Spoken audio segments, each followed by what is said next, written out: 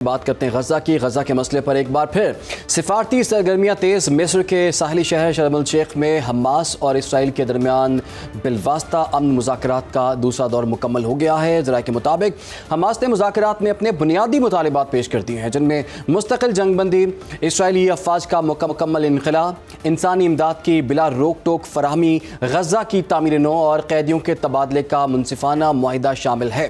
Hamas کے ترجمان فوزی برہوم کا کہنا ہے کہ ان کی تنظیم ایسی کسی بھی ڈیل پر تیار نہیں ہوگی جو غزہ کے عوام کی امنگوں پر پوری نہ اترے۔ انہوں نے اسرائیلی وزیر اعظم نیتن یاہو پر الزام عائد کیا کہ وہ مذاکرات کو سبوتاژ کرنے کی کوشش کر رہے ہیں، جیسا کہ وہ پہلے بھی کر چکے ہیں۔ حماس نے عالمی برادری سے اسرائیلی انخلاء کی بین الاقوامی ضمانت بھی مانگ لی ہے۔ مذاکرات کے دوسرے دن توجہ اسرائیلی افواج کے انخلاء کے نقشے اور قیدیوں کی رہائی کے شیڈول پر مرکوز رہی۔ بات کریں گے، ہمیں جوائن کر لیا ہے ماہر بین الاقوامی امور ڈاکٹر شازیہ انور چیمہ صاحبہ نے۔ ڈاکٹر صاحبہ، آپ کے وقت کا بہت شکریہ۔ ڈاکٹر صاحبہ، ہم ڈیلی بیسس پر کچھ نہ کچھ ڈیولپمنٹس جو ہیں اس پہ بات کر رہے ہوتے ہیں۔ 2 ادوار مکمل ہو چکے ہیں اور تیسرا جو دور ہے وہ شروع ہونے کو ہے۔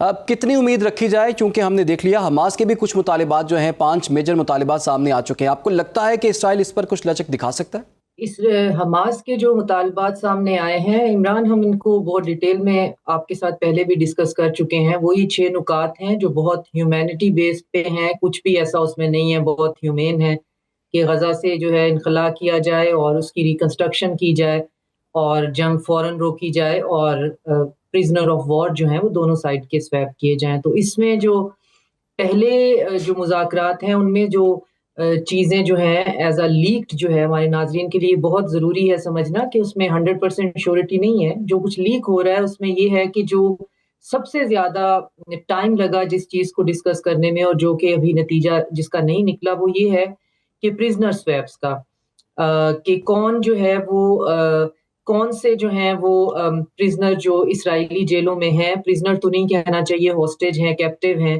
بغیر کسی لیگل اس کے پروسیس کے، تو ان کو کیسے جو ہے وہ رہا کیا جائے۔ تو حماس کا اور فلسطینین ریپریزنٹیشن کا کہنا ہے کہ ان کو سینیارٹی کی بیس پہ جو ہے وہ آپ رہا کریں، جو جتنا عرصہ بیچ میں جیل میں رہ چکا ہے، 20 سال 40 سال یا اس سے بھی زیادہ، تو آپ ان کو پہلے رہا کریں گے تو پھر ہم آپ کے کیپٹیو رہا کر دیں گے۔ ٹھیک۔ تو ان میں انہوں نے کچھ نام بھی دیے ہیں، جن میں مروان برغوثی جو ہیں ان کا نام جو ہے وہ سر فہرست ہے، جو ان کے پولیٹیشین بھی ہیں اور بہت زیادہ فلسطین کے لیے وہ اس لیے بھی امپورٹنٹ ہے کہ کہا جا رہا ہے کہ اگر وہ باہر نکلتے ہیں تو وہ اگلے پریزیڈنٹ بھی ہو سکتے ہیں فلسطین کے۔ وہ فلسطینیوں کو یونائٹڈ کرنے میں ان کا بہت بڑا کردار ہے اور وہ پچھلے 20-25 سال سے جیل میں ہیں اور ایک ٹارچر ڈنجن میں رہ رہے ہیں۔ تو یہ ایک بہت بڑا جو ہے ایک ہاٹ ایشو تھا کہ پرزنر سویپنگ کیسے ہوگی، اور دوسرا یہ کہ فوری طور پہ IDF کا انخلاء جو ہے وہ ہونا ہے اور اس کو ہم نے فیزز میں نہیں کرنا ہے، وہ ایک ہی دفعہ ہوگا۔ اور ساتھ میں یہ کہ پرزنر سویپ میں آپ کو حتمی طور پہ جب تک غزہ کا کنٹرول جو ہے وہ ایک نیوٹرل پولیٹیکل پیلسٹینین باڈی کے ہاتھ میں نہیں آ جاتا، تب تک آپ کے آخری پرزنر کو ہم جو کیپٹیو ہے ہم اپنے پاس رکھیں گے، یہ حماس کا کہنا تھا۔ اور دوسرا یہ دیکھنے کی بات ہے کہ ہمیں کہا یہ جا رہا ہے کہ شرم الشیخ میں مذاکرات ہو رہے ہیں، کچھ رپورٹس ہیں کائرو میں ہو رہے ہیں، کیونکہ ان کی سیکیورٹی بہت سخت رکھی جا رہی ہے۔ GPS بالکل بند کر دیا گیا ہے کیونکہ ایک پارٹی جو ہے وہ اتنی ڈس آنیسٹ ہے کہ جہاں بھی نیگوشیٹر بیٹھتے ہیں وہ ان کو وہاں پہ اسیسینیٹ کر دیتے ہیں۔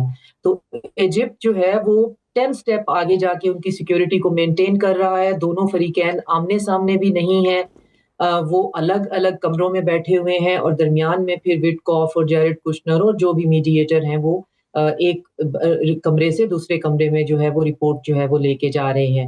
اور اب تیسرے مرحلے میں سننے میں آیا ہے کہ ایجپٹ اور قطر جو ہے ان کے بھی جو ہیں وہ میڈیٹر بیچ میں شامل ہو جائیں گے۔ ترکیہ کے بھی۔ تو فی الحال تو وہی بات ہے کہ جنگ رکنی چاہیے اور ایڈ جو ہے وہ پہنچنی چاہیے۔ اچھا ڈاکٹر صاحبہ، یہ بھی بتائیے گا، حماس کا یہ بھی موقف ہے کہ آخری اسرائیلی قیدی کی رہائی تبھی ہوگی جب آخری اسرائیلی فوجی غزہ سے نکل جائے گا، لیکن جو 20 نکات ٹرمپ کے سامنے آئے تھے اس میں تو یہ کہا گیا تھا کہ اسرائیلی فوج جو ہے وہ گریجولی یہاں سے باہر جائے گی۔ کب جائے گی، کس جگہوں پر رہے گی، کس جگہوں کو خالی کر دے گی، اس کا کوئی ذکر نہیں کیا گیا۔ تو آپ کو لگتا ہے کہ اس معاملے پر کوئی پیش رفت ہو سکتی ہے؟ یہ جو پلان تھا جو مسلم ممالک کے ساتھ بنایا تھا اس میں گریجول کا کوئی ذکر نہیں تھا, اس میں یہ تھا کہ مسلم ممالک ٹرمپ کو یہ کنونس کر کے آئے تھے کہ IDF باہر نکلے گی اور پھر گراؤنڈ سولجرز جو ہیں وہ مسلم ممالک پرووائڈ کریں گے ٹرانزیشن کے لیے, اور اس ٹرانزیشن پیریڈ میں حماس بالکل سائڈ پہ ہوگی اور ہم ذمہ داری لیں گے, اور وہاں پہ پھر پولیٹیکل باڈی ان کی بنائی جائے گی, پھر فلسطینیوں کے حوالے کیا جائے گا. اس کے بعد جب نیتن یاہو نے اس میں ٹیمپرنگ کروائی تو اس میں پھر جو آپ بات کر رہے ہیں وہ ہے, لیکن یہ کسی صورت بھی یہ عقل میں آنے والی بات ہی نہیں ہے. ان کے پاس لیوریج کے نام پہ وہ چند زندہ جو 20 کیپٹیو ہیں وہی پریزنر آف وار ہیں ان کے پاس. اس کے علاوہ جو ہے ان کو کون سی چیز روک سکتی ہے؟ میں تو اب آلریڈی ان لائنز پہ سوچ رہی ہوں کہ شاید یہ کہیں پریزنر جو ہے وہ لینے کا ہی تو نہیں سارے کا سارا ڈرامہ ہے, کیونکہ اس کے بعد ایران پہ فل آن اٹیک جو ہے اس کی بھی گھنٹی بج رہی ہے. تو کہیں یہ کوئی بارگیننگ چپ تو بیچ میں نہیں مل رہی ہے کہ نیتن یاہو اس ڈرامے کا حصہ بننے کے لیے بھی صرف اس لیے تیار ہو گیا ہے کہ اس نے 100% شیورٹی ٹرمپ سے لے لی ہے کہ ایران پہ حملہ جو ہے وہ کرنا ہی کرنا ہے, تو فی الحال غزہ کا جینوسائیڈ جو ہے اس کو تھوڑے دنوں کے لیے ختم کرنا پڑے گا یا بند کرنا پڑے گا. اتنے فرنٹ کو اس طرح سے کھول کر ہم آگے نہیں چل سکتے ہیں. تو یہ بھی میں ان لائنز پہ بھی میں سوچ رہی تھی.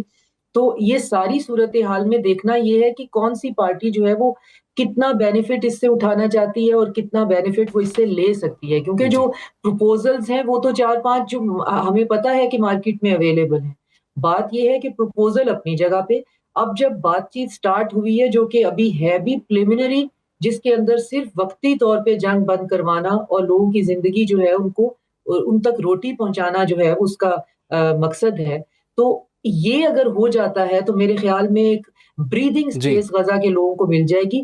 پھر اس کے بعد جو پھر لانگ ٹرم لانگیٹیوڈنل نیگوسیشن چلیں گی وہ پھر دیکھتے ہیں وہ کس نتیجے پہ پہنچتی ہیں, کیونکہ ان کے اندر میرا خیال یہ ہے اور بہت سے انالسٹ یہ کہہ رہے ہیں کہ اگلے سال سے پہلے جو براڈر ویسٹ ہے اور اسرائیل جو ہے وہ ایران پہ اٹیک کرنے کا پورا جو ہے وہ ان کا منصوبہ ہے. تو یہ چیزیں اتنی کمپلیکس کمپلیکیٹڈ اور لیئرڈ ہیں کہ ہم اگین جو ہے ابھی صرف آج یہ دعا کر سکتے ہیں کہ کسی نہ کسی طریقے سے غزہ کے لوگوں کے پاس سامان پہنچ جائے, اور یہ جو انخلا ہے اور جو پرزنر سویپ ہے اس پہ کوئی رضامندی جو ہے وہ دونوں پارٹیز کی ہو جائے. ٹھیک ہے, اور جنگ بندی کے بعد بھی بڑے مراحل ہوں گے اور اس میں بھی کافی ٹائم درکار ہوگا. بہت شکریہ آپ کا ڈاکٹر شازیہ انور چیمہ صاحب, آپ نے ہمیں وقت دیا.